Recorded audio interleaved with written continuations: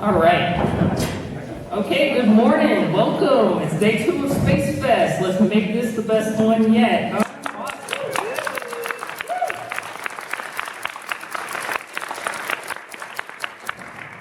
Okay, so I'm just going to do a few remarks, and then I will talk about the format of this panel. We have about an hour, not a very long time, and we have a bunch of awesome guests on this panel today. Truly a once-in-a-lifetime type experience for me, so let's get to it.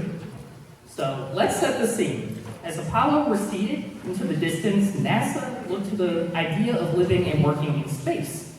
The Apollo missions took crews to the moon, landed them upon the lunar surface, and came back within a few short days, right? Not a big deal. As the 1960s gave way to the 70s, NASA's priorities shifted and the space agency developed and built the most complex flying machine ever devised. Which was called the Space Transportation System. An orbiter would launch with an external tank, and 2 boosters would be capable of a variety of diverse purposes, and it would launch like an airplane, or it would launch like a rocket and land on a runway. As time passed, the system grew larger and more complicated, and many unfortunately doubted it would even work. The Enterprise approach and landing tests of 1977 validated that a heavy glider could land on a runway, and 40 years ago, this year, on April 12, 1981, Columbia's new first launch opened a whole new world of opportunity in spaceflight. Columbia, along with its siblings Challenger, Discovery, Atlantis, and Endeavour, flew 135 missions.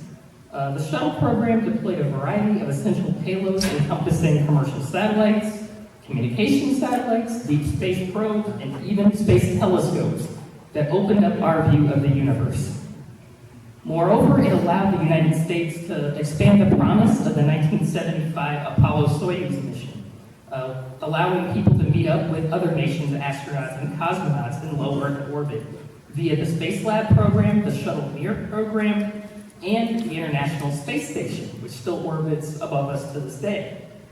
Multiple countries now have the capability to work together in space thanks to the ISS.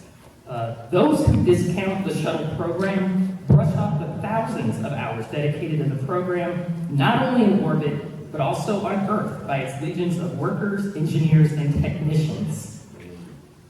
While the shuttle program ended a decade ago this month, its legacy continues to unfold even at present time. The ISS, obviously, as I mentioned, still continues to orbit overhead, and it gives partnership countries a chance to accomplish real space science on an orbiting scientific platform. We look forward to future deep space missions that will take humans further into the unknown for longer and longer periods of time, with an eye cast currently upon the moon. No deep space mission will be possible without the research and development accomplished through the Space Shuttle program and the ISS. So with those remarks, let me introduce you to the pioneers of the Space Shuttle program. I hear you laughing. Pioneers, that hurts. Sounded like, all right. So I'm going to introduce you, Jack Lousma, Skylab. He flew on Skylab 3, just thought I should mention that, and STS 3. Mike Mullane flew on STS-41D, STS-27, and STS-36.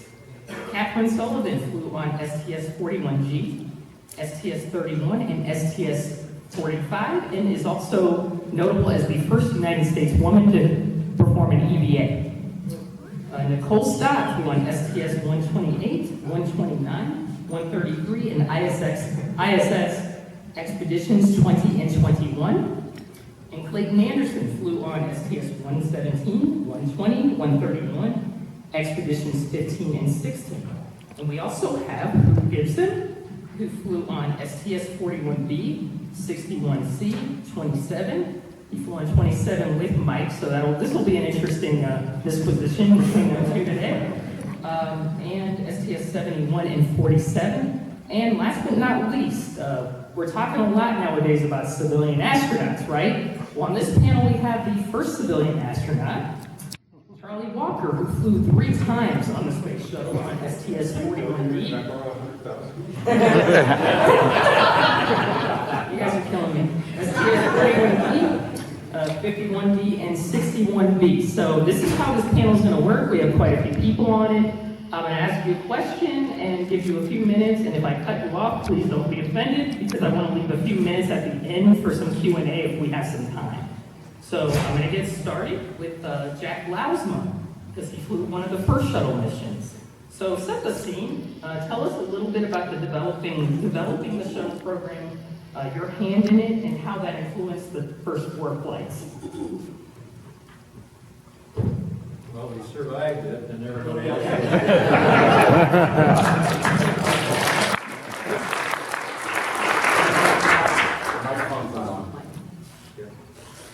Yeah, that's STS-3, obviously the third flight, and Fred Hayes and I were going to fly it. And Fred was going to be the commander, and I would be his pilot. And our job was to go and rescue the Skylab. It was coming down sooner than expected, and it was going to rain down on everybody, and so they started selling these early warning beams and so forth. And Fred's assignment was he gave himself to get a rendezvous radar on the shuttle and learn how to use it and to get the orbital mechanics settled out. And I was overseeing the production of the booster engine that we're going to attach to the Skylab. It had a couple big booster engines on the back, and it had reaction control modules so that we could control it. It had a docking adapter docking mechanism just like the Apollo. It's about the size of a dump truck, I guess you might say. And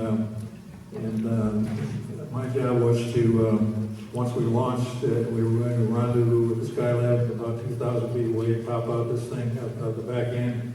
I would fly it remotely with the hand controllers inside and cameras and so forth, and we had the screens we could watch, and fly it over to the Skylab, dock it, and either boost the Skylab higher so we could think about it longer, or de-boost it at the point where it would land in the Indian Ocean. Well, we worked on this for about 9 months, and every morning we'd come to work, and the Skylab was coming down faster and faster, and so they said, well, maybe we'll put you on STS-2. And maybe we will get you with that, because we're obviously not going to come in before STS-3 flies. So Fred and I finally got a chance. The first 2 crews always had simulator time, and the other guys just sort of did so as they could. And so this was a good deal because we were in the simulator all the time, doing rendezvous and so forth with the Skylab. And when that all changed, Fred came in the morning one day and said, we got to move back to STS-3. And he said, I got a better idea, and I got a better plan. And I got a better offer. I'm going to become the vice president of space operations at Grumman. And so he took off, and they moved me into his seat, and Gordon Fullerton became my co-pilot. Gordon had flown 3 flights on the approach landing test, and he was an Air Force test pilot, a real sharp guy, and he's a good enough guy to have along. In fact, his wife is here today. Goro passed away some time ago, and Marie Fullerton, sir, would you stand up, Marie?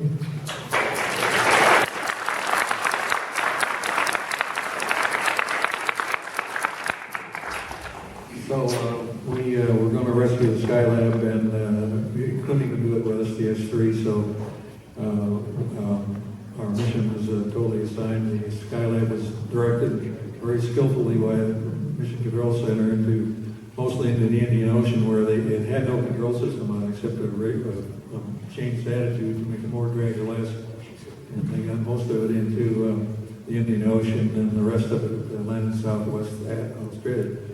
So the STS-3 flight then was going to be 7 days long, and it turned out to be 8 days long. We were landing on lake beds in those days because we wanted a little extra room in case things weren't working the way we had anticipated. We didn't really know what the shuttle was going to do in those days when it got close to the ground. So we were landing on the lake beds in California, and that was our plan. STS-1 was just a couple of days just to make it work. John Young and Bob Crippen flew that, and of course when they get second flight, but when truly on board was ended after 2.5 days. They had a fuel cell failure, and we're concerned about another fuel cell failure would keep them controlling the ship on the way down, so they brought them back after 2.5 days. So STS-3 7 days, and we had lots of scientific experiments to do on board. 15 of them, I think. We're also going to test this arm the Canadians made to take things out of the carway and put them into space, the remote manipulator system. So we were in a lot of test objectives to do with the space shuttle itself. Going to land at the lake bed in California. We were in quarantine at Houston for about 3 weeks before the flight. That was to keep us off the streets, I think. Chris Kraft came in for breakfast about a week before we were going to the Cape. He's got bad news. It's raining in California. The lake bed's wet. Can't land there. Where would you like to land? I said, well, sir, I'd like to land on the lake bed. I don't think we've got that pinned down yet. He said, well, there is a brand new hard surface runway at the Cape. Hasn't been used. It's sitting there all ready to go. It's 15,000 feet long. Got alligators at both ends, and you invited to use that as well. I'd rather like land on a lake bed, and White Sands is the only other place I know. And so we've been doing a lot of practicing out there with our Gulfstream and sheltering airplane, T-38s and so forth. So we were familiar there. And so we ended up going into White Sands. However, on the 7th day we're supposed to come home, we were in our seats ready to fire the engines to slow down and come down. They said, stop, wait, don't come back. We got a bad windstorm at the White Sands. The White Sands are not sands, it's made of gypsum. So when the wind blows and it's dry, it makes a cloud of dust and storm of dust. And you can't, the guys who were doing some approaches to the runway before us couldn't see the runway, and the people down there were having a hard time breathing, and the carburetor were not starting because this big dust cloud was blowing New Mexico into Texas. So sure enough, we looked out the window just as we were going over it, and that's what was happening. And so all the folks on the ground had to decide whether to go to the Cape in 3 hours with an airplane or sit there and wait and see if we came back or go home. So it turns out we came back on that 8th day and landed at the White Sands Missile Range. My wife, another little story, my wife was, with our kids, was there waiting for us to come back. And when the flight was, when the landing was canceled for that day, they came to her and said, where would you like to watch the landing tomorrow? She said, well, what is it going to be? He said, if it's good weather, it'll be here at White Sands. If it's like today, then it'll be the first to land at the Cape. And they're going to come in tomorrow, whether they like it or not. They're going to be coming down. And she said, well, I don't know what to do. But they said, well, the airplane that you have to be on to go to the Cape is going to leave in 3 hours. So she went back to the quarters where the kids were. And on the way, she came across this fellow who'd been obviously there for a long time doing this kind of work. He was a gardener, pulling the weeds out of the shrubs around the buildings. And she said, sir, by the way, my wife's farmer's daughter, and they know something about the weather. And she said, sir, can you tell me what it's going to be like here tomorrow? I said, going to blow like this? He says, man, I've lived here all my life. I've never seen it blow like this 2 days in a row. I think it's going to be a good day. So she went back and told NASA that she was going to stay at White Sands and watch the landing tomorrow. Now NASA didn't know how she knew that. With all of her satellites and science, knowledge. But the point is, don't trust your good judgment. I guess is a better way to look at it. I think I said it in a way. I could talk longer, but I won't.